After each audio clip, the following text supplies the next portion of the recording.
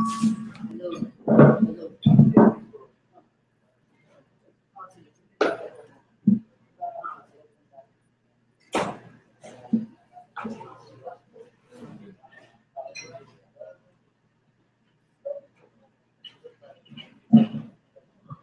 Okay.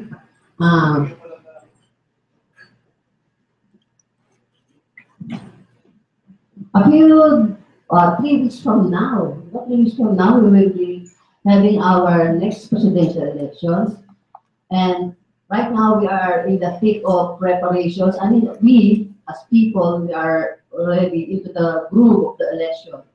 And one of the most busy agencies of government preparing for this big event in our country is the Philippine National Police. And today, we have here General. I'm seeing our one of the later guests today. Second half of our program will be about the ongoing event. Today, there's an ongoing event, the MRT3 groundbreaking, and we will have an opportunity to talk about it later. I will make the proper introductions later, sir.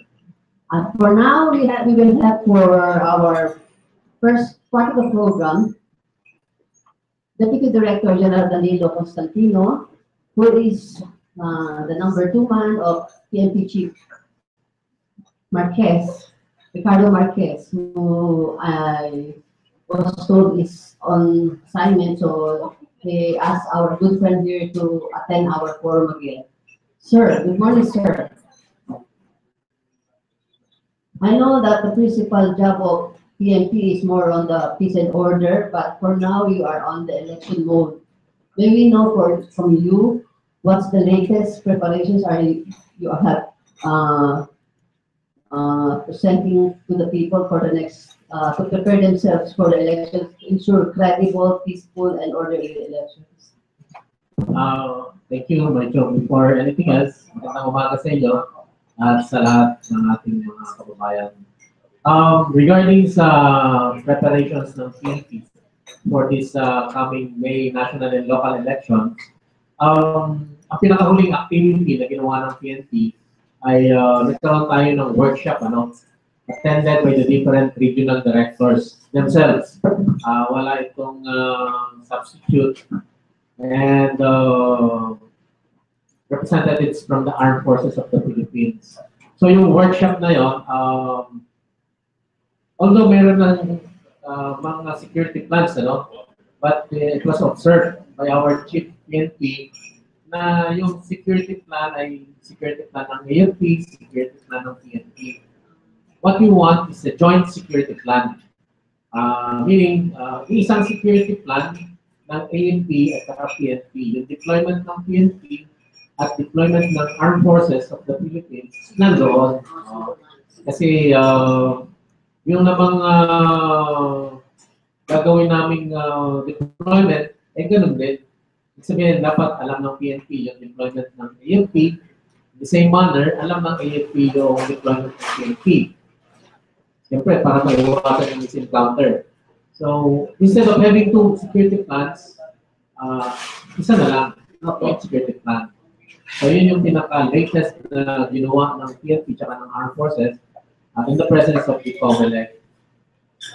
Tuloy-tuloy, maliban doon, of course, tuloy-tuloy pa rin yung ating mga checkpoint operations, and yung pag-implement ng search warrants, yung ating one-time, big-time against loose firearms. So, ito yung ating mga activities in relation naman sa accounting and recovery of loose firearms.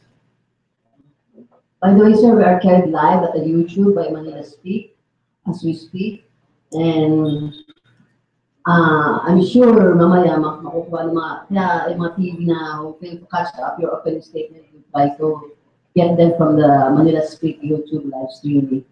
Anyway, sir, Chairman Bautista, Chairman Bautista was here last week. And he was saying maraming ng polling places na yung papalabas na ng DCM in the next few days. And the important thing is to protect the DCMs. aside from the physical protection, ano naman po ang parte ng PNP to protect the VCM's deployment naman, yung counting machines? Bali, ito yung isa doon sa mga highlights ng workshop. Ang guidance, nag-start na kasi ng transport yung COMELEC ng VCMs, yung vote counting machines, from the main hub sa Laguna to the different regional hubs. So, yung movement naman from the different regional hubs to the sub-hubs.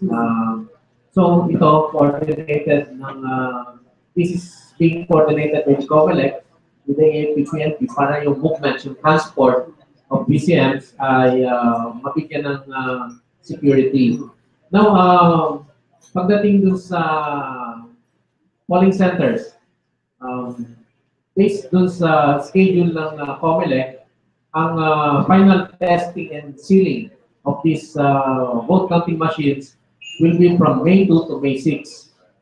Klaro yun, May 2 to May 6. I don't know kung magkakaroon pa ng changes, but initially, yun yung schedule na sinigay nila sa amin. That's on-site ba yun, sir, o sa COMELEC pa rin? Hindi, polling center na yan. Polling center, dito testing. Final testing and sealing. Ano yan? Parang dress rehearsal. Oo, kasi kailangan, alam natin, gumagana yung VCM.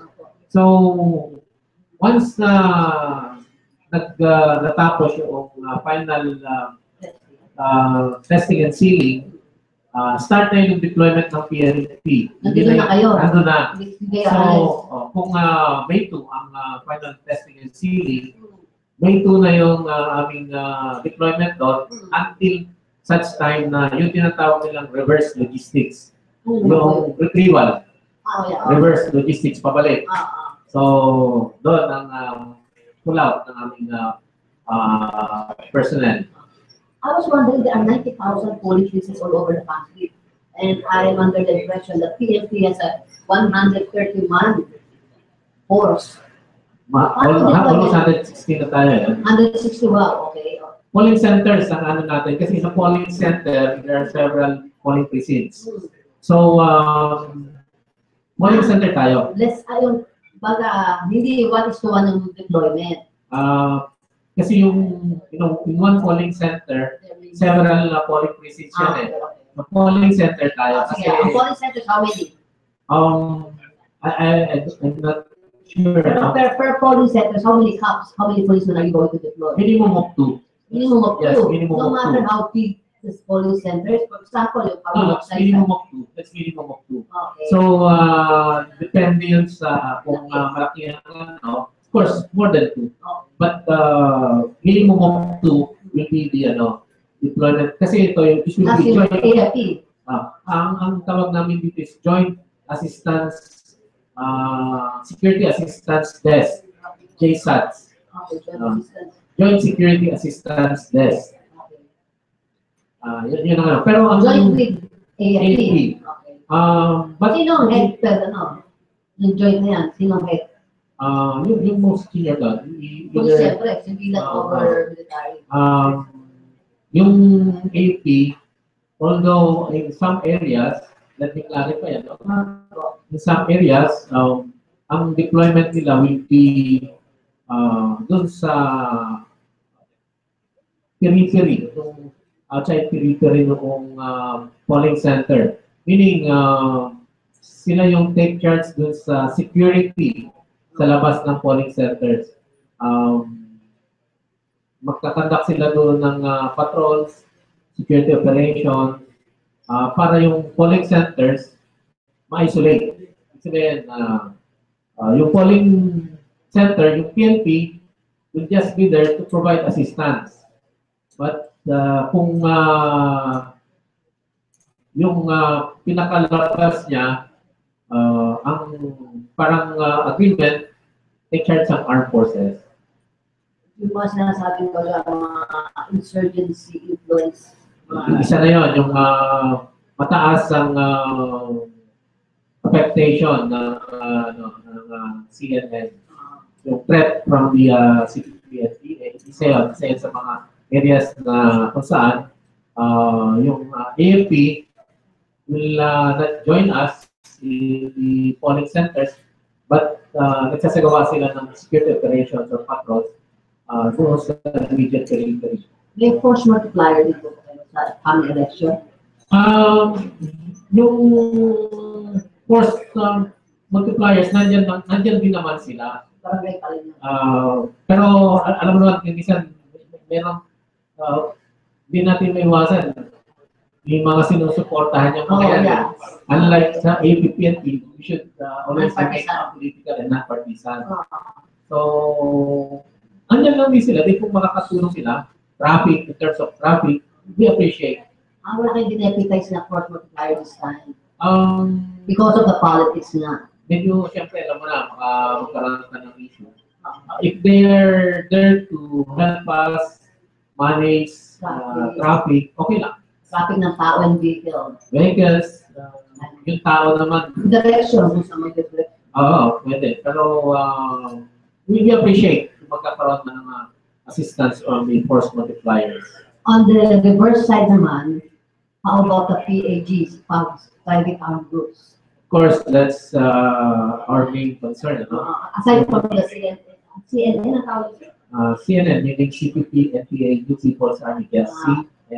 Kasi ano naman doon sa CP, Communist Terrorist. Pero yun ang ina-adapt na ng even the armed forces. Ay, parang ano yan eh, acronym, yung CPP, C, NPA, N, NDF, N, C, N, okay, iba. Para covered. Okay, bakit? Ayun na lahat. Huwag lang yung CNN sa likod mo, CNN. So, of course, yung private armed groups, siya sa major concern natin, and it's really a challenge for us. Now, ang ginawa natin dyan, meron tayong mga dedicated na regional special operations task groups. Ito yung mga dedicated task groups to go after the private armed groups. Siguro, you heard na yung lambat-sibat, di ba? Yung anti-criminality strategy natin. Yung lambat kasi is more on crime prevention, and sibat is intelligence-driven operations. Meaning, they are really targeted. Yung mga ano. So dito, yung private armed groups, i-implement namin yung sibat concept. Meaning they are really targeted. May mga identified tayong members. Some of them have warrants of arrest. Wala tayong problema doon kung meron silang warrants of arrest. Ang problema natin, of course, yung mga members na nasa listahan without any warrant. So we have to build a case against them, or ang pinaka-ano doon is to apply search warrant if we believe that they possess those firearms. Yun ang challenge kasi. Kung meron lang silang warrants of arrest, walang problema. We can always go after them. But syempre, meron din mga identified members na wala namang warrants of arrest. It's really a challenge. One more challenge, if this PAG, private armed group, is identified with a politician running in the election, how do you deal with them? Ganun pa rin, the same. Yung approach, it will be, yung sinasabi kong sibat concept, that they will be targeted through intelligence-driven operations. Ganun pa rin, regardless kung sila ay known to be supporting particular candidates or not, the same. The same pa rin ang approach natin. Pero yun nga sir, di ba, ang problem ng mga policemen, pag sila doing their duty, inaakusahan naman silang partisan politics dahil they are acting in favor of the administration of that candidate. So how do you deal with that kind of situation? Hindi naman siguro, hindi naman yung police ginagawa lang nila yung trabaho, regardless kung sino yung maapektuhan, ano? Opo. Hindi naman lahat ng tina-target is yung kalaban ng administration. Opo.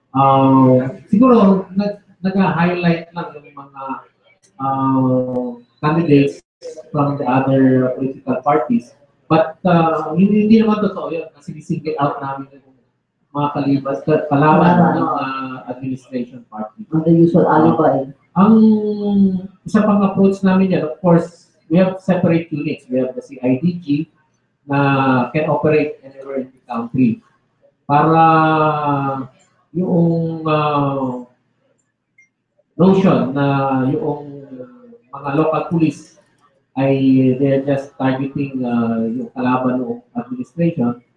Meron kaming separate unit, the CIDG, the intelligence group, na nagsasagawa ng operations na hindi tinitingnan kung ano yung political affiliation. So,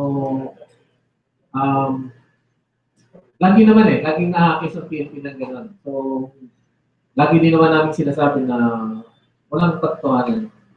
Before I open the floor to the question and answer, sir, how does your outgoing commander-in-chief preparing the PNP for the next election that will ensure his successor is elected credibly and peacefully in an orderly fashion, sir? Bali, yung ang PNP naman, of course, this is a national and local elections at the state, yung presidency. So, yung PNP naman is just doing its job to ensure that we will have a peaceful, orderly, and credible election this coming May. Yun naman din yung objective natin dito. And I'm sure the armed forces is also with us, and so with the COMELEC. So how soon will your commander-in-chief be meeting with you? Parang yung tawag ko command conference? Wala naman, Walang schedule. And so far, pinababayaan na yung commanders ng dalawang agencies. The Chief PNP and the Chief of Staff of the Armed Forces. And you have all the arms. And the COMELEC, of course. We are deputized agencies lang naman ng COMELEC. So, our boss is the COMELEC. Okay. Pero okay, maharap ni Pangulong Aquino, he is the only commander-in-chief daw na able to provide each hub with a new handgun, arm them with protective shields. So, do you feel very well prepared for this occasion? Totoo naman, in 2013, we were able to attain yung 1:1 in terms of handguns. Of course, dahil because of the support of the national administration, nagkaroon tayo ng big-time procurement sa handguns. But of course, 2014, 15, and this year, meron tayong kasing recruitment every year. And yung mga nagre-retire, mas marami yung nire-recruit natin kasi sa nagre-retire. Kaya nagkakaroon pa rin ng variance. Meaning, meron pa rin, so this day, meron pa rin yung lalo na yung mga na-recruits nung bago. Wala kang handguns. Yan backlog yun. Yun. How much yung backlog? Sorry, but I'm not sure kung ano yung number ng ating kung ano yung na-recruit namin noong 2014 and 15, yun yung backlog. Ito lang sa last question from me. Ano yung status ng 4 na generals implicated for supporting MAR? Teka, ano yun? Medyo hindi naman supporting MAR. Allegedly? Allegedly.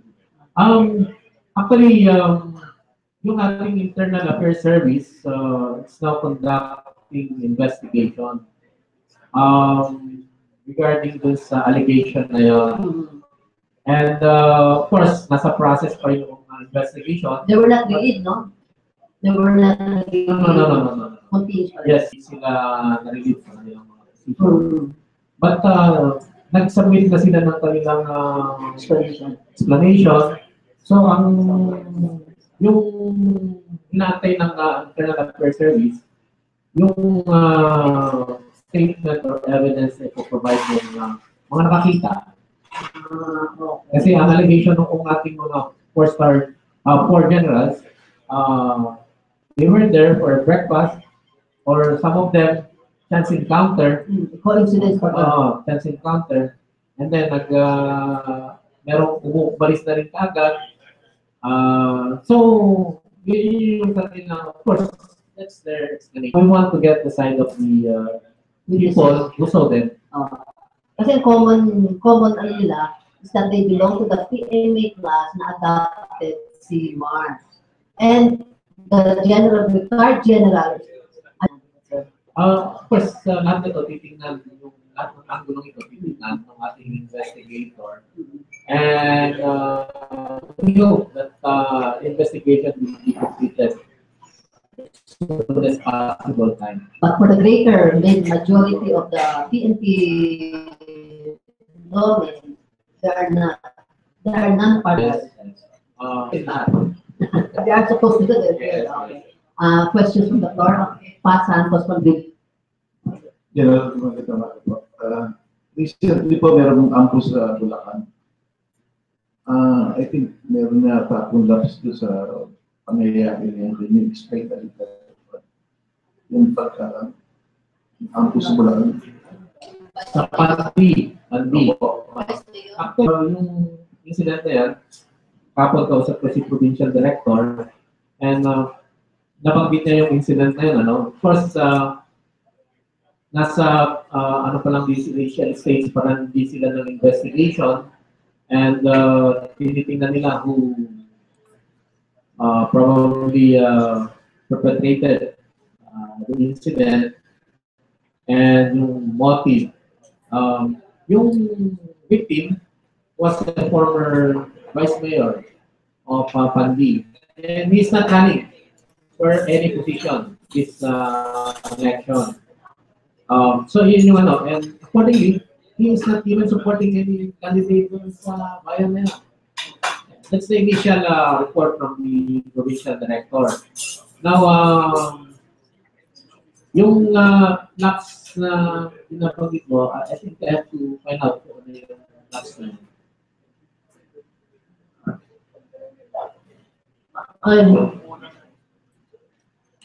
Tracy, meron ka? Yes, yung EWAS natin, patuloy pa rin yung kasi as the election comes, yes, election watch list of areas. Dami nyo ako din. Sorry. Ewas, okay. We have the election watch list of areas. Yung list from Hotspots. hindi naman siya, they're not hindi na kasi Ewas na ngayon. sabi yata alarming yung word. Ang hotspot, okay. Ewas, how many ewas na ngayon? Actually, from time to time, Babago. yan especially sa mga municipalities and cities. Yung sa provinces. What yung sa provinces, Abra, nabigyan yes, we have 9 priority provinces. Tinitingnan natin. So, Abra, Nueva Ecija, ito ang mga traditional. Pero hindi naman kung nandun sila, magulo doon sila. Masbate, Western Samar, Negros Oriental, Lanao del Sur, Lanao del Norte, Maguindanao, and nawala ng basilan. wala akong basilan. Sayang lang talaga sila. So yung, actually siyam yung Bulacan. No, hindi. Marirecall ko yan mamaya. Mindoro. Ulitin natin Abra, papunta from the north. Abra, Nueva Ecija, Masbate, Western Samar, Negros Oriental, Lanao Sur, Lanao Norte, Maguindanao. Ay, baka. Mga edika. Mamaya, mapakitin kayo ulit. Mga edika po. Hindi. May inata mo baka. So, medyo... Sa municipalities, yung particular area, how many areas? 9 provinces. Yung Yes, mga yun yung sinasabi ko na from time to time, nababago. nababago. Kasi as the election comes closer, nababago ang dynamics. So, from time to time, nire-review nila yan. And hindi na, kasi pabago-bago as much as possible, inaano na nila na magbigay sila ng figures ngayon, bukas, iba na naman. So, pero yung last incident na pakikita ko sa Masbate ba yun na may video na kunan, may mga long firearms. Hindi naman ako kung NPA yun o lawmen. Na ano na ba yun? Na-solve na ba yun? Nakuha ng CCTV? sa Masbate. Kaya tayo sa Masbate tayo nakisebe. Alam ko kasi sa Masbate, merong mga licensed firearms na temporarily tina-turn over nila. Parang for safekeeping. Parang wala kong alam na incident in Masbate where anyway, bakit kasi ang dalawang bagay lang yung lawmen or lawless elements. Mga may firearm, long firearm. But pagka lawmen, supposed to be, they should be in uniform. Hindi naka-uniform. Kung sila man military or police, they should be in proper uniform. So, yun, kung hindi sila naka-uniform, ang assumption natin doon is mga lawless elements yun. Ako, sige. Majority of these priority areas are, ano reason to buy their...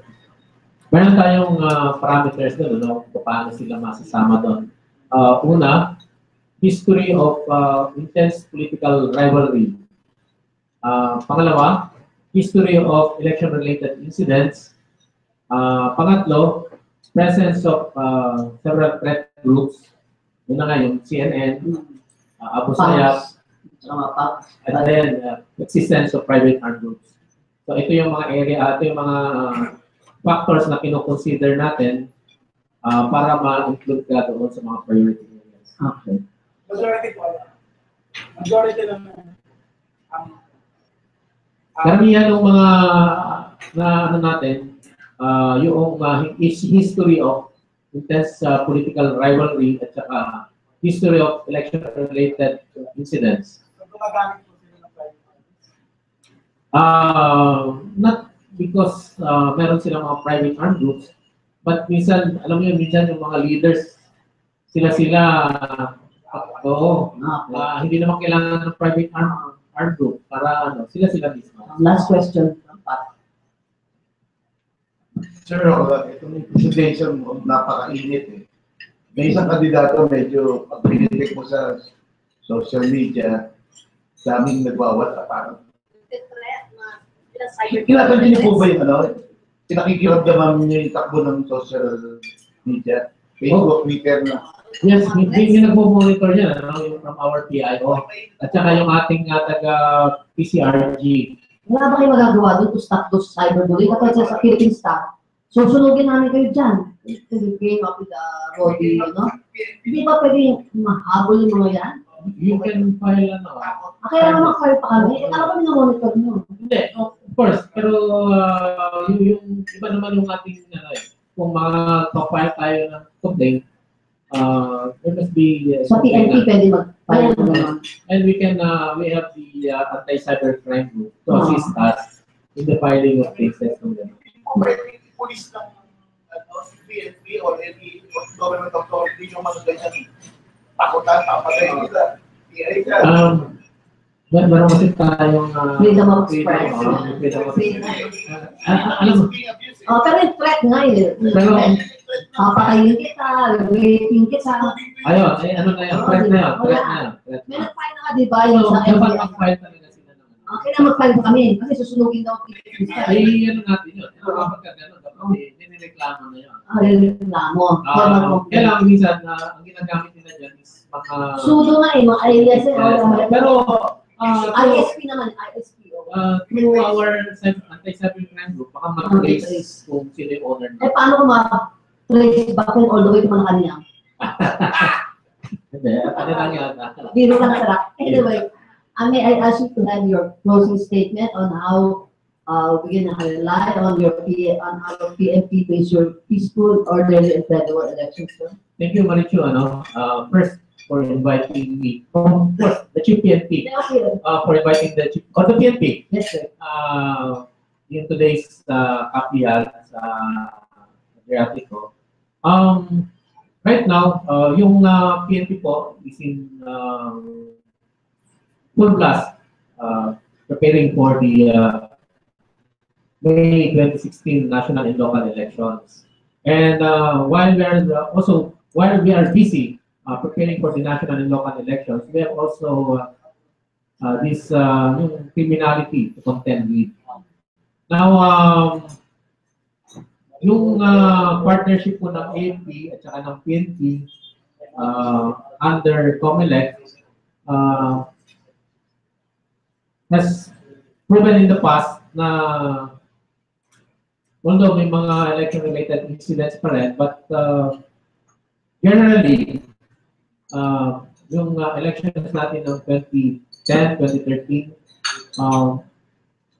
those two elections were considered relatively peaceful.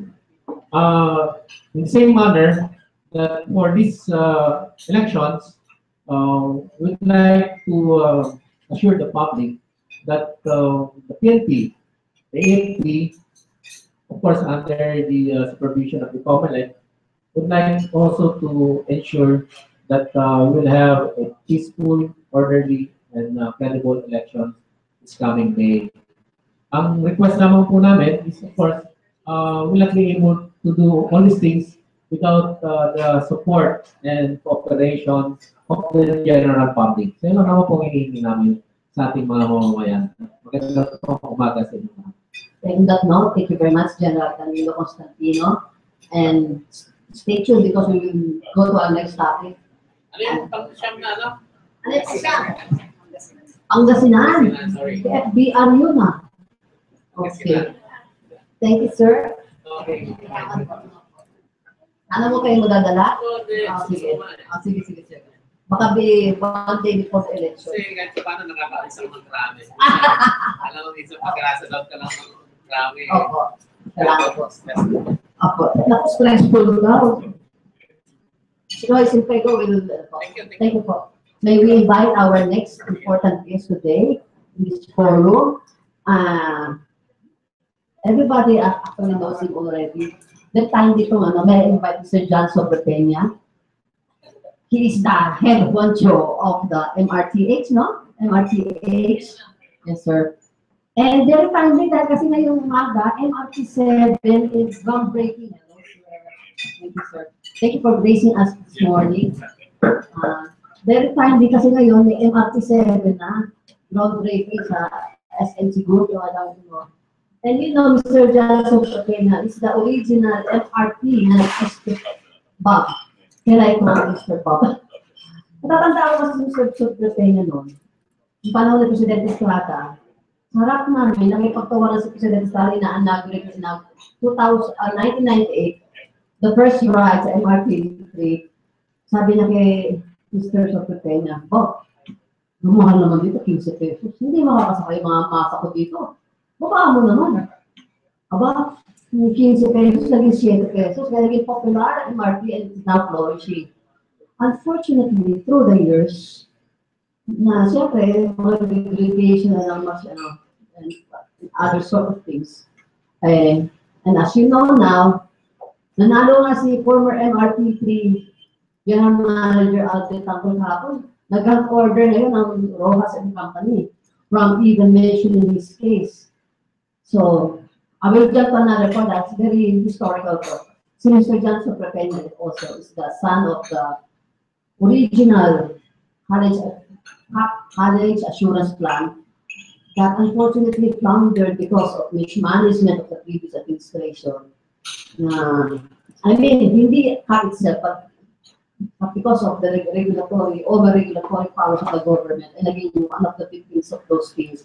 Na ang common thread baga is Rojas. Unfortunately, the common thread.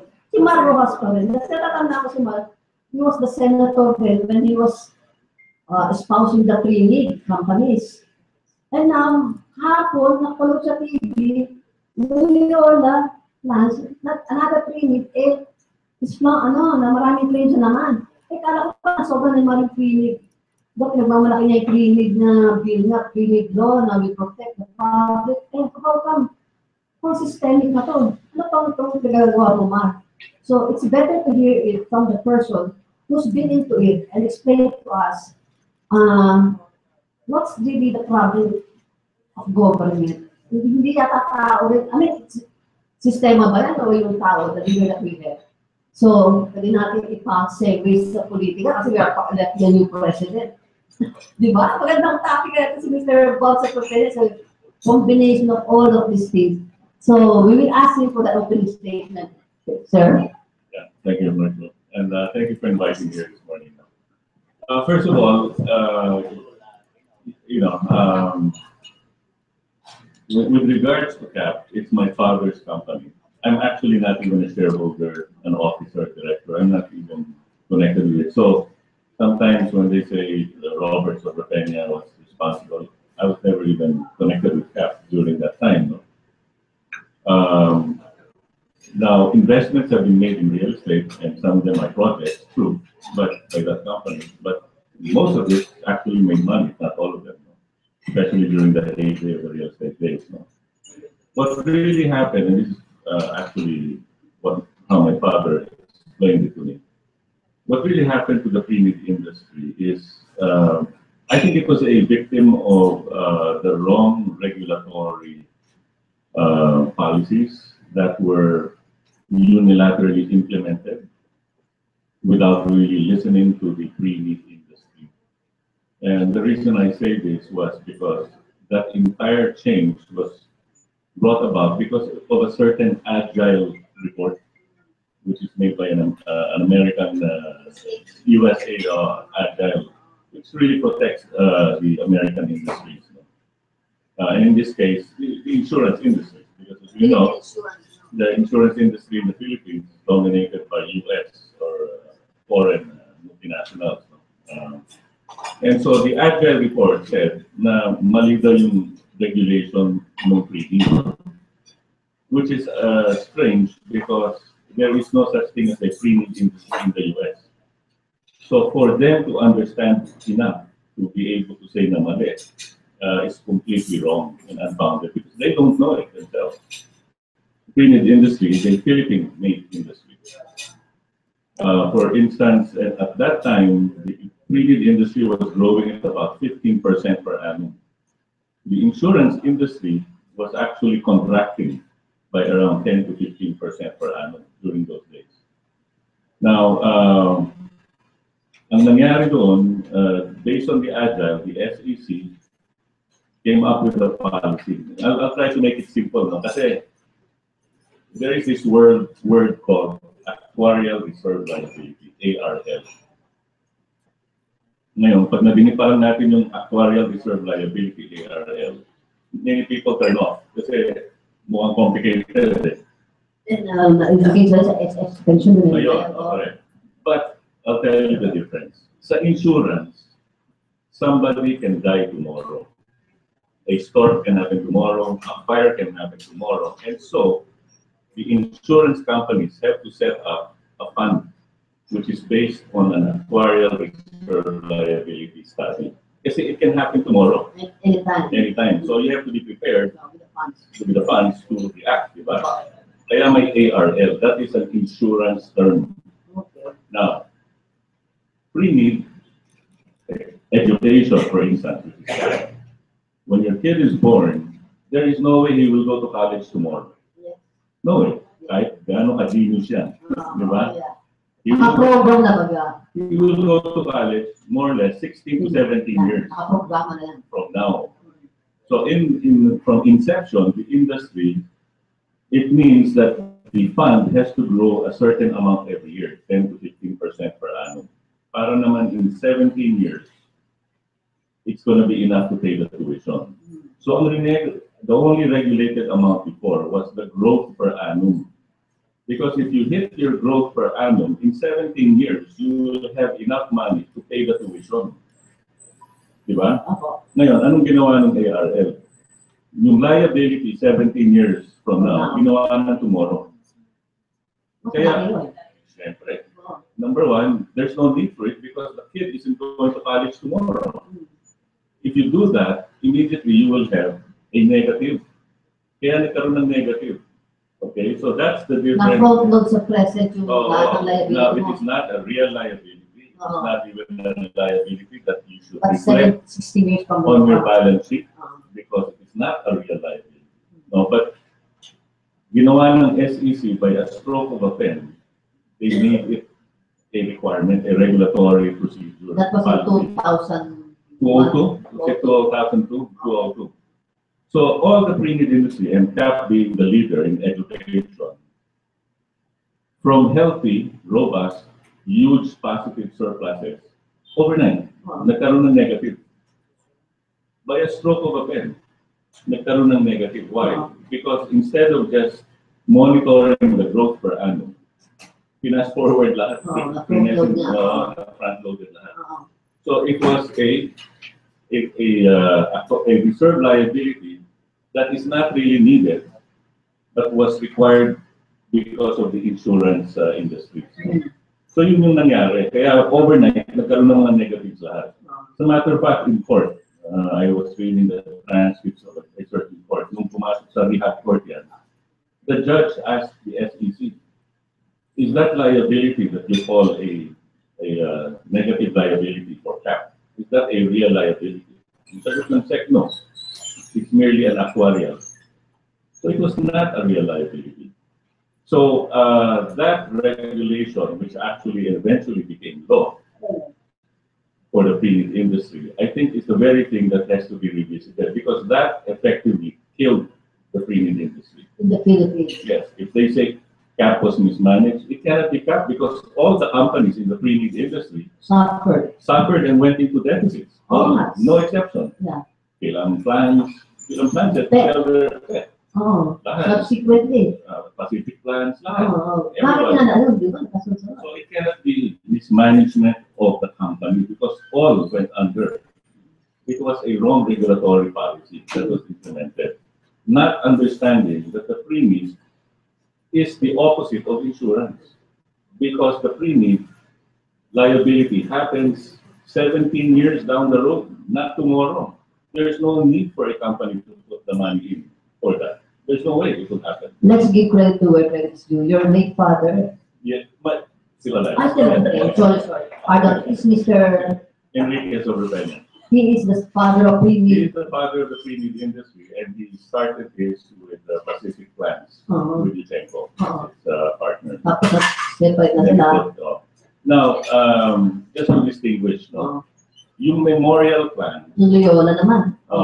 well, yung mga memorial in case of death, applicable yung actuarial reserve liability because somebody can die tomorrow. Yun. Okay, but the problem with the law is they did not make a distinction between pre-need memorial plans and college plans or pension plans for that matter. Kasi yung college and pension, talagang number of years yan, 15 years, 20 years down the road. No need for an actuarial reserve liability because there's no way it will happen tomorrow. Memorial plans pwede, somebody can die tomorrow, so applicable sa kanya. You see, so they didn't make the distinction, they lumped it all into one. So do you think that actuarial reserve liability is also the problem now of SSS? Na ina-apply na sa SSS, kaya kakagulo Possibly. Because Diba? it's the same regulation. Yeah. So actually, insurance na lang yung SSS. yeah, you really have to look at it. And not everything can be governed under the insurance policies, the insurance regulatory guidelines. Because iba yung insurance, iba yung premium. Ay, pension. Iba rin yung pension. Pension, if you buy it at a certain age, you will retire in 20 years, 30 years. So again, there's no way you can retire tomorrow. So mapo-program yun. So the right way to program it is as an investment. Diba? Dapat it is growing X% every year. So yung growth per year. If you hit that, then you're okay for the year. Kung negative ka, yun yung negative. And that's how it was regulated all the years. CAP, for its case, has spent over 15 billion pesos in tuition fees. They have graduated over 100,000 scholars. Okay?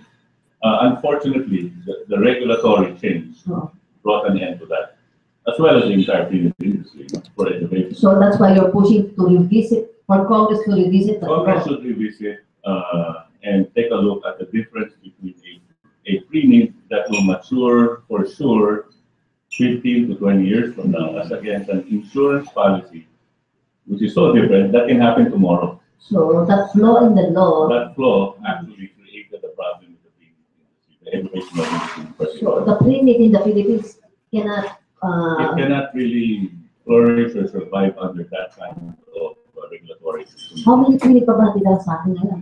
Konting-konti na. Oh, Lahat ng malalaki na the bigger you are, the larger the negatives became. Lahat yung mga future liabilities, ginawang present. So it was not really actual liabilities. They were what you call contingent and actually maturing many, many years down the road. No? So to ask a company to put it all up now would definitely create variances, no? Negative variances. I was talking with Mr. Bobby Cafe. Yes. He's the president, CAP siya. And he told me na undergoing rehabilitation pa rin ng CAP. Okay, CAP is under rehab, and it has a program to redevelop all of its real estate properties. You know, CAP has more than 50 buildings all over the Philippines, in very good locations, without debt, debt-free. It's got a huge land bank, and it's huge assets. And the plan of CAP is to redevelop it so that it can pay off all the landholders. So it's under rehab for that purpose. So you're still sending scholars to school? It is still paying. They have paid. As they mature, di ba? A meron rehab program. Again, they got entangled in, I think, legal problems because I think the insurance commission opposed the rehab. Okay. I don't understand why. The rehab program will result in the plan holders getting more or less 7 to 10 times more than what they would get if it is liquidated. Because if you liquidate, you just sell the land. No, the insurance commission will sell the land. They want that job. Yes. If you have a developer develop it with buildings and condos, then of course the company will have much more money, and that money goes to the landholders. So that's basically where we are now. So the insurance commission is opposing the rehabilitation and the redevelopment of the CAT properties, and that is now pending in the Supreme Court. It's a Supreme Court. And how long na yun? How many years? Many years. I'm not sure. Again, as I said, I'm not an officer of CAP. Maybe at some point you should have a CAP officer to give us the details. Okay. Now we move fast forward. This MRT, groundbreaking the MRT7. We are now on the MRT7. And yet, tapos may announcement akong nabasa, yung MRT3 daw, there are 2 new coaches coming in. And we had Mr. Tanggol about a few weeks ago, and he was telling us, ba't inuuni na ng coaches? Unahin mo na ng rehabilitate, yung tracks kasi delikado and the signaling system. And being the former maintenance, di ba, you had same problem na, kasi your maintenance contract was discontinued, yeah. And now, so, na-chop-chop na yung ibang maintenance contracts ito, iba ang sumasagot sa pag-repair maintenance ng elevator, ng escalator, iba yung. So, hindi mo alam minsan, ang vision nila is to input specific responsibility. Kaso nga, naging chapso, hindi compliant, hindi compatible sa system yung mag-apply. And being the former, how do you now see the problem? Now, we have a huge problem with the MRT. Kasi the maintenance providers are all unqualified. All of them are unqualified, financially and technically, starting with PH Trans, and then APT Global, and then now they have given it to a consortium, which is owned 96% owned by Philippine companies who are in agriculture, plumbing, and trading, nothing to do with rail. They have a Korean partner called Busan who owns 4%. And yun ang sinasabi nila. May expertise. But they only own 4%. So see, that's the problem. Philippine companies who have nothing to do with rail are now the ones controlling the company to maintain it. So, but the real problem is this. Ang problema ng train, that should have been tested in China. Dalian. Where it came from. When it ran 5,000 kilometers in China, that's when they should have brought it here. That means yung train muna, you have to test it in ideal track conditions na okay yung train. Kasi pagka okay na yung train, saka mo i-test sa MRT. Now, they brought it here, they actually assembled and built it here, which is another problem. And then they're now testing it on the broken down system of the MRT3.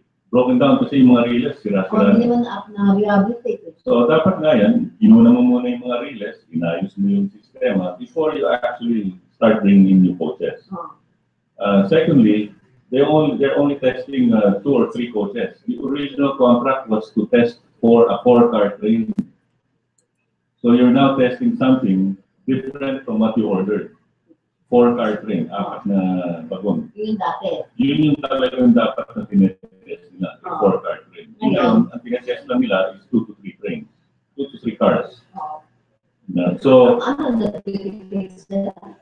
hindi, wala, minamadali nila. I think they wanna show something before the current president steps down. So, they're rushing everything to be able to show or deliver something before the president steps down. So, I guess political in that sense. You attended the Senate hearing on the problem with Senator Baseball. Whatever come out of that hearing? I attended many hearings, many hours. The Senate came up with a conclusion and a recommendation that draft charges be filed against the DOTC officers, all of them, including Apaya. Ay, kaso nga, silitang ko lang, di ba? So yung Senate, ang sabi ng Senate, number 1, dapat find a solution, terminate the existing maintenance provider. Ito yung recommendation ng Senado, no? Terminate your maintenance provider because they're not qualified. That is PH Trans? PH Trans, ATP Global, Yan ang Secondly, deal with the private sector, which is us, in finding a solution to it. Because they are the owners. And they know best what to do with the system. You still own MRT3? Yes, still own. How much MRT you own? Well, my consortium, not myself, but my consortium, which I lead, we own 100% of it. Still own 100% of it? Yes. And why are you not being consulted? That's the big question. And even the Senate is asking the question, why are the owners not being consulted? Wala ka ba turn over sa DOT? Under the DOT terms? We have turned over the dapat yung operations na kanila. Maintenance should be ours. But they took over the maintenance also. They assumed the maintenance, they took it over, and that's why it's a mess. No? Kasi yung araw, hindi naman natin napapag-usapan yung MRT, di ba? Yes, sir. Takbo lang ng takbo yan. Hindi naman yan napapag-usapan, wala namang problema. And in 2012, they terminated the Sumitomo contract, and then they appointed PH. Doon nag-umpisa. Ang problema. Within a month of that appointment, nag-crash out na yung MRT sa TAP, di ba? And now they are accused of sabotage. Di ba? Eh, pag-aari mo, pati sa sabotage. Who in his right mind would sabotage mass transport system? Yan kailangan, di ba? For what reason, di ba? So, I mean, clearly, in 12 years, nothing of that sort ever happened.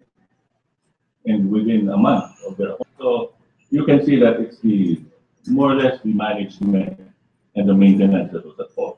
Diba, the latest pa rin, naka-open yung door. Tumatakbo, nakabukas, tumatakbo, walang aircon. Tapos minsan, hindi mabuksan naman, natrap naman. Tumitirik, people are left down and walk, I mean, this already happens every day. It's already part of the MRT fiasco. No? Oh. And that was never the case before. So, What is the immediate relief of MRT commuters? Since you still are the owners, what relief can they ask from the owners, the consortium? well, If the government cannot deliver the services they want, can they demand the same thing from the MRTH? the owners, MRT Holdings, MRT, we have many proposals to government to fix it at no cost to government. Yeah, at no cost. Kami ang magbabayad.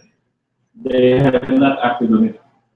Since when pa yan, sir? Diba? Since panahon pa niya already, year 2000, we're already proposing.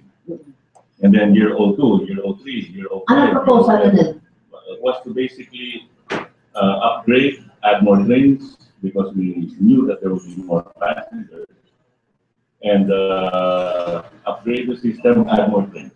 Are not into the operations? It is No, the government we're already? completely out of it because the government took over everything. Since including 2012? Since 2012. So that's why nagkaka-problema na rin. They're trying to do it and they're not qualified to do it. Turn over, tina-turn over na sa government. May proposal na kami, even as of now, as we speak, na to take over the MRT and basically pay for all of the repairs. Fast track to repair it back to its normal condition and then add trains. Again, at no cost to government, but government has not responded. And in the case of one of our partners, Metro Pacific, they had even, I heard, they rejected the proposal of Metro Pacific of Manila. Oo, ano ba yun? Akala ko yung MRT7 sila. Hindi, MRT3 din. So they were proposing to fix it. Rejected ng government. Ano ba, what's left with the MRT consumers? I mean, the commuters. What's left for them? Where they can turn to? Well, they can turn to the next president.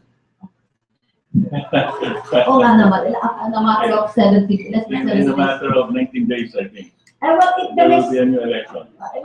what if the next administration happens to be mataang matuloy pa rin, tuloy-tuloy pa rin? Tuwid-tuwid pa rin yung problema. Tuwid-tuwid pa rin yung problema. Mataang matuloy pa rin. We will just have more of the same. Kasi yan, No? ganyan lang po, sir.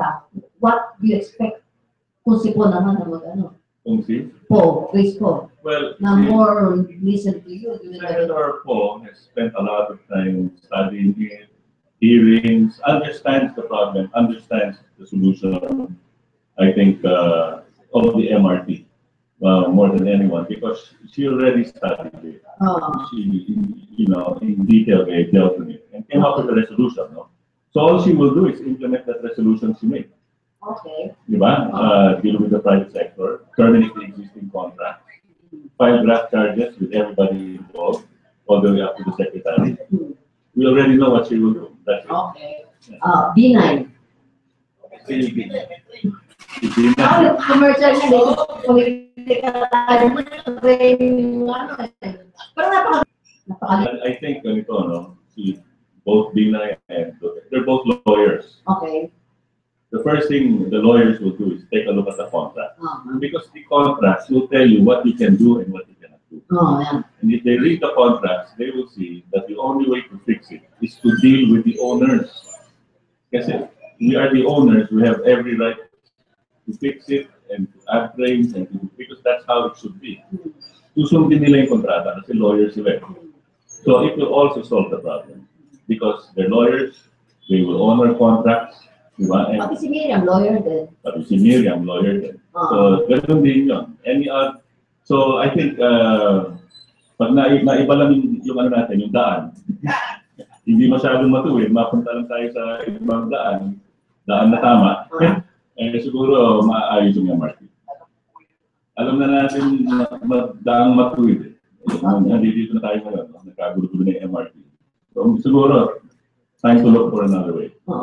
At least yung cap na nabibigyan pa sila ng, pero dito sa MRT, walang nangyayari sa dito. Wala. Nakatila pa rin sila. Gusto namin tumulong, gusto namin ayusin, hindi na makapipayagin ayusin. Gusto nila sila lahat nag-award ng contract. Siguro naiintindihan nila yun. Teka, baka ma-subjudisi pa tayo ng Sandigan Bayan. Kaya di ba yung order ng Sandigan Bayan pati media and any other persons talking about, But, we're not talking about that. but we're not talking about Villanueva. We're not talking about We're that. talking about May mention lang siya. that. Safe pa rin tayo. Yeah, Di ba tayo covenant gag order? correct. Anyway, any questions from the floor? Para, sige, Tracy. Can you categorically say that if Maro becomes president, more problems will happen in the life? If Maro becomes president and continues the current management of the, definitely there will be more problems. It will not be solved. Mali. No, ganun kasimple. It will not be solved. It will never be solved because he was the Secretary of Transportation. Diyan naman nag-umpisa yung problema. It was during his term. Oh, during his term, this problem happened. Yes, he was secretary in 2012 and 2013. The Sumitomo contract, okay, it should have been bidded out during his time. Okay, kung gusto nilang i-bid, do a proper bidding, di ba? Eh hindi. Hindi niya binid out, he did not act on it, he allowed it to lapse so that nang nangyari, emergency procurement ang tawag nila. In short, no bidding. Award na lang. Kasi lagi nagpipil bidding, di ba? Wala nang bidding. No, walang bidding at all. Hindi naman sila kasi to justify the emergency bidding, retail bidding. In the first case, hindi. Wala. In this case, there was no failed bidding. Okay. There was never any bidding. Ang reason lang nila, they ran out of time to give it to Yun ang emergency. Yun ang emergency. And that emergency was created by the inaction secretary in not awarding it. And that was Marojas. Teka muna. Okay, Tracy. Your contract was terminated. The Sumitomo contract maintenance, yes. So it was terminated, and that's a new contract. Right, yes. Is it worse than the previous one? Definitely worse. I'll tell you simply, napakasimple. Yung Sumitomo contract, nagbibigay ng parts at saka service. Parts and service. Now, everybody will understand this. If you have a car, if you have a jeep, anything, kailangan gusto mo to keep on running, you need parts and you need to change it, no? The same, compatible. Mas lalo na yung train. Compatible dapat sa system. Nabugbog yan. So, Sumitomo, out of their contract, 60% of that went to buy parts, 40% to provide service. Yung bagong service provider, we found out in the Senate, never bought parts. They got the amount, and they only gave service, no parts. So, it's talagang masisira up to now. So that's the problem. The real problem is all the service providers, APT Global, PH Trans, mainly those two, never put in and never invested in parts. And that's the reason nagkasira-sira. Ang ginagamit nilang pyesa is kinakanibalize nila yung ibang train. Kung may sira, kukunin nila dito isang train. Kaya ngayon, kalahati na lang ng mga train na tumatakbo. How many ba yung coaches natin? During the time of Sumitomo, there were 20 trains or 60 cars running. 60 na bagon. Ngayon, mga 7 to 8 trains na lang yung tumatakbo. Kaya ganun. So, ang laki nang nawala na, and then, the bottom line is this. During the time of Sumitomo, 550 to 600,000 people were riding the MRT. Today, about only half. 300,000 na lang nakakasakay. So, wala na sa sasakyan, wala na yung mga bagon. Yung 300,000 na yun, nasa EDSA na. Kaya nga traffic na. Saka bumili ng mga kotse. Dati yung mga nagkokotse, kung nasa Quezon City, paparada nila sa Trinoma, sasakay ng train papuntang Makati. Diba? Yung nasa Makati, papuntang Quezon City, ganun din, nagte-train.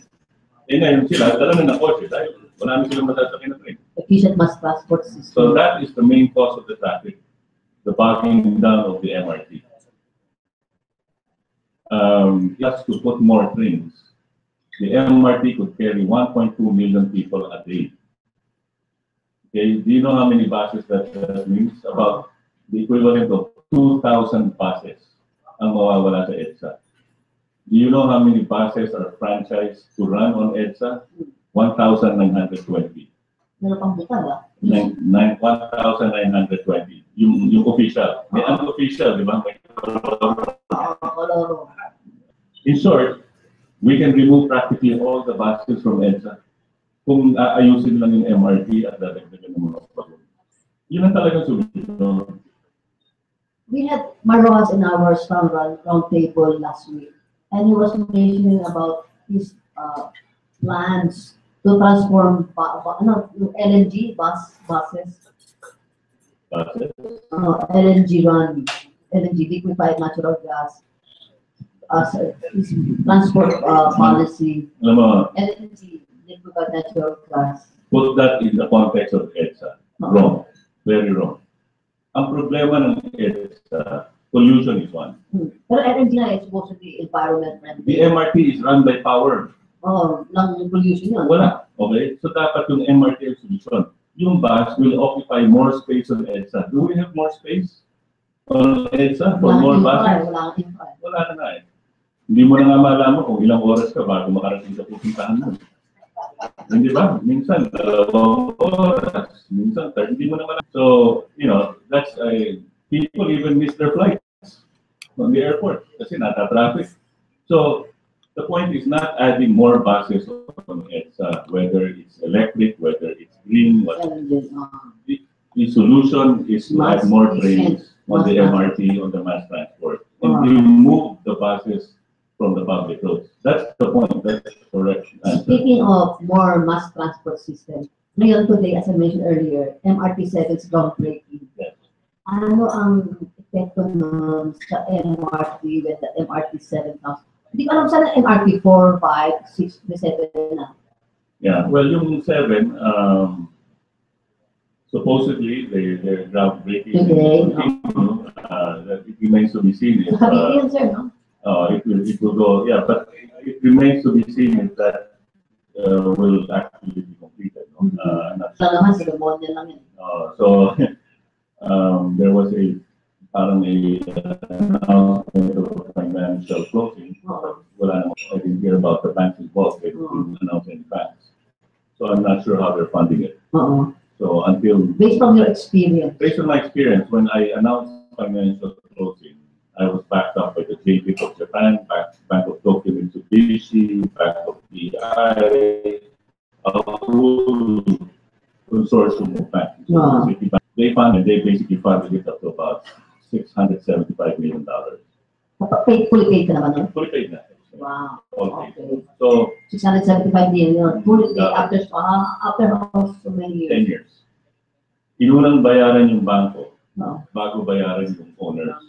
Okay. Kaya yung sinasabi nilang good deal sa owners, ang naging good deal, hindi kami binayaran ng 10 years, inuna muna yung bangko. In the meantime, That's under the BOT. yeah, PLT. BLT. Nag-umpisa yung bayad sa amin sa year 11 hanggang year 25. Makukuha lang namin yung sabi nilang mataas na 15%. Kukuha lang namin yun on year 25. 2025. 2025. 25 years after. So ikaw, pag sinabihan kang mag-invest ka, Marichu, you will start making back your money after 10 years. At kikita ka ng 15% at 25 on the 25th year. Eh, yun ba, papasukin mo. Diba? Pero sa MRT. So, it's a good deal for government. So natapos, kailan month sir? Yung sa 25. BLT mo, 25 years. Yeah. So, kailan ka nabayaran ng 11th year? 2011. At 2011? Nag-umpisa. So, kailan pa lang i-pay kayo, doon na kayo kinat-off na. Ngayon, di ba, may MRT fund. Doon na pupunta yung pera. Binili naman ng gobyerno yun. They own it already. 80% was purchased by the government. Kaya naka-take over sila. Kaya naka-take over sila. At kaya naman yung... Taxpayers, money yung well, DDP land. Okay. So, lahat ngayon ng kita ng MRT napupunta sa DDP land. Which they merge. Kaya Which they're trying to merge. Through an executive order. Correct. And chartered yung dalawang yun. Yes. So, that's where the funds go. It doesn't go to us. It goes to the DDP land.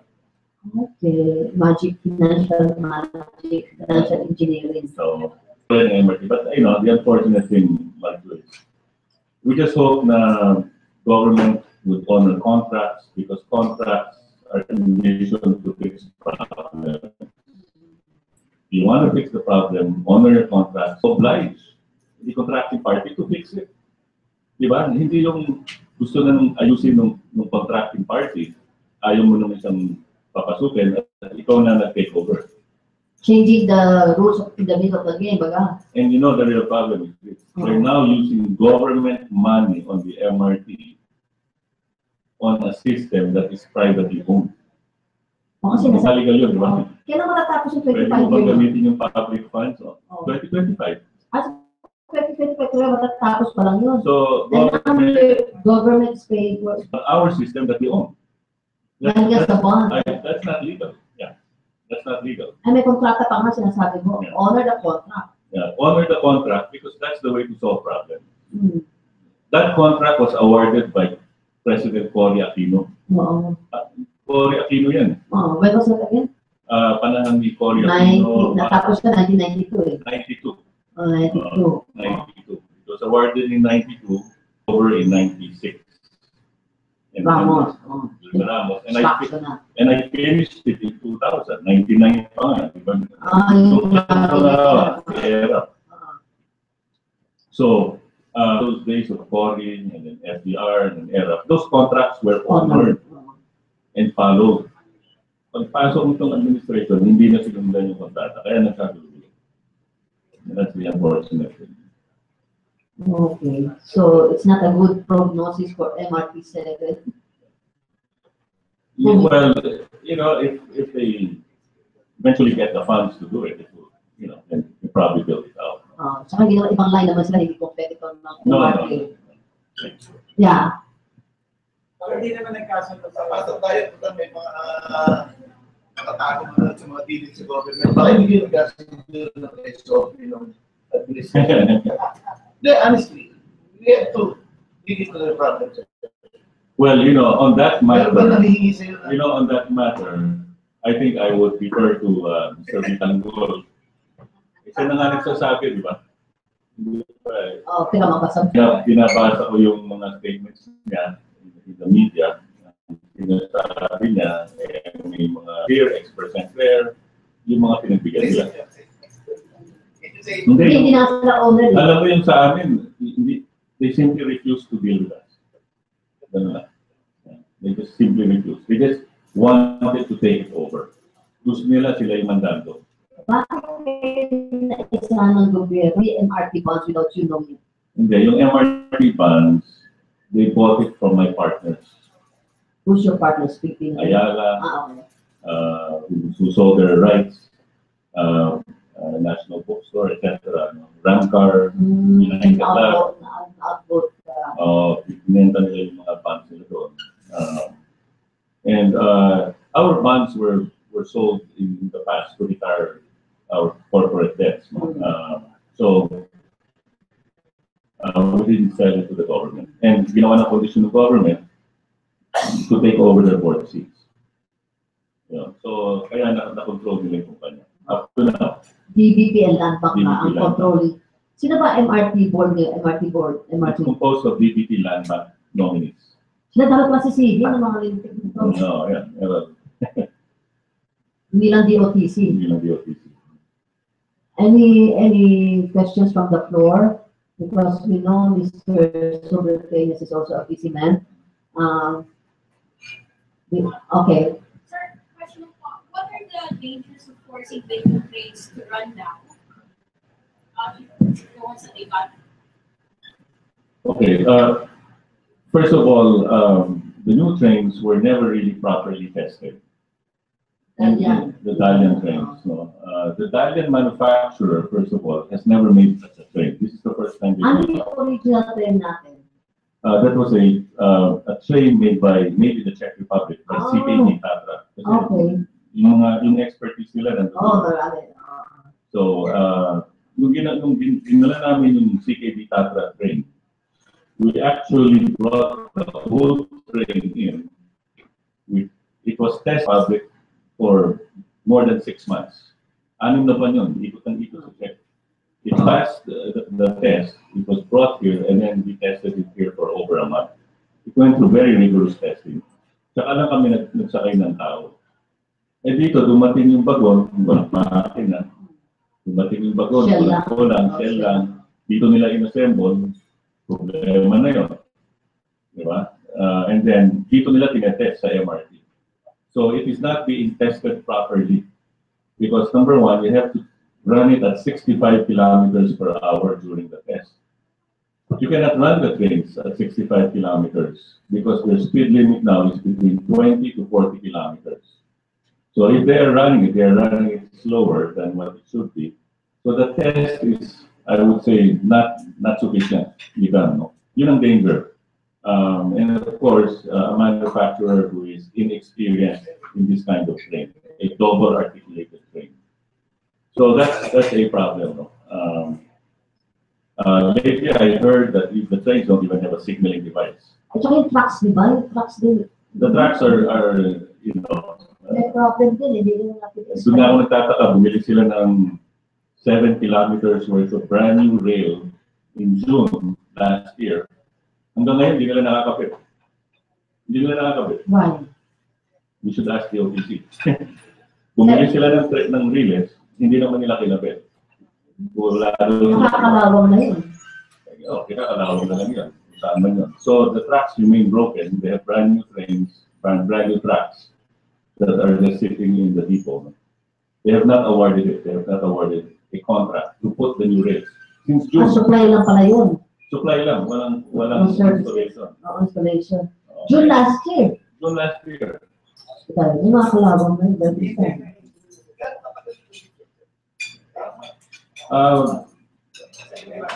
7 kilometers long. 7 kilometers. I'm not sure because they have not awarded the contract. So It will probably take about a year. just to put them. It will probably take a year. So, To replace that. they have to take. Alam mo, nung panahon ng Sumitomo, basta may konting diferensya yung track, pinapalitan na ng bago yan. Balik kagad yan because they had a lot of inventory of new tracks. Eh ngayon, mukhang kinaklamp na lang eh. Diba? Ginagamitan ng fish clamp, wine-welding, ginagawa na lang ng paraan. Pinoy ingenuity ang ginagamit. Pinoy ingenuity. So, but that is not the standard of a mass transport system. Dapat yan talagang brand new lagi yung mga piyesa. So between now and the next administration, the MRT3 commuters will have to bear and win with this Well, like I said, in 19 days, we will have an election. election. We will hopefully have a new direction on how to solve the MRT by the new president. And we're looking forward to that. Any more questions? Sir, you mentioned po na dangerous new trains because they're not being run properly. So, what would you advise the riding public to continue to take the MRT? Siguro, to the public, hintayin muna natin siguro na yung DOTC ang sumakay doon sa gobyerno. Bago. You mean the new one or the old one? The new one, because when we tested our trains, linagyan namin ng mga sandbags to approximate the weight of the riding public. We ran it for a month using sandbags. Yung weight, yung full weight. Tumatakbo yun, sandbags lang ang laman. No? For over a month, testing. Eh ito, tinest nila, and then after the testing, gusto nila pasakin yung mga commuters. There's a big difference, no? Between riding sandbags and putting commuters. So, you know, it may work, it may not work. I'm not saying absolutely that it won't work. It may work. But in the mass transport, in our view, you should not, the word may is not acceptable. The word may is not acceptable. You have to be sure 100% that it will work. Okay, so that's really the danger, is they're not following the protocol. They're not even following their own contracts. The safety standards. But they're rushing to try to get this train on the rail before the change of the administration. And that's where the dangers come in. That's where we are worried as the owners too. And that's why I've come out in public to say that there are dangers to this because the protocols have not been followed strictly per contract. And you can look at it in the terms of reference itself of the DOTC. Hindi na sunod. You said not, if they're rushing it before change of admin. Yes. Para po bumangon si Marlo. For whatever reasons they may have, they just want it to be, you know, available before the change of the new administration. And you could speculate that it is politically motivated.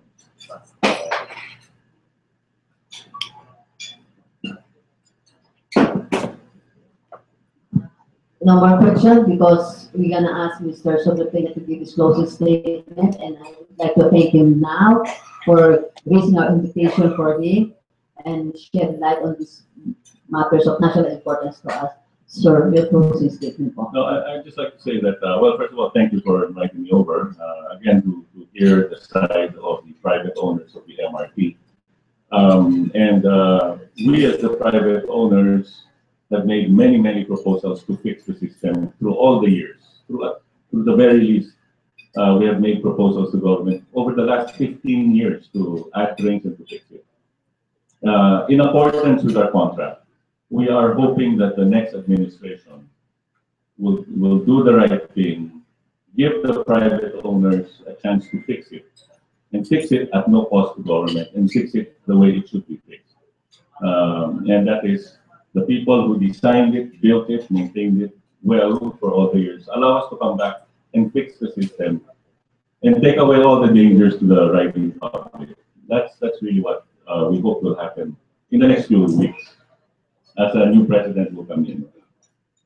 On that note, we hope that Mr. Sobrepeña may get his wish in behalf of the MRT commuters now bearing the frustrations and dangers of riding over this MRT trains.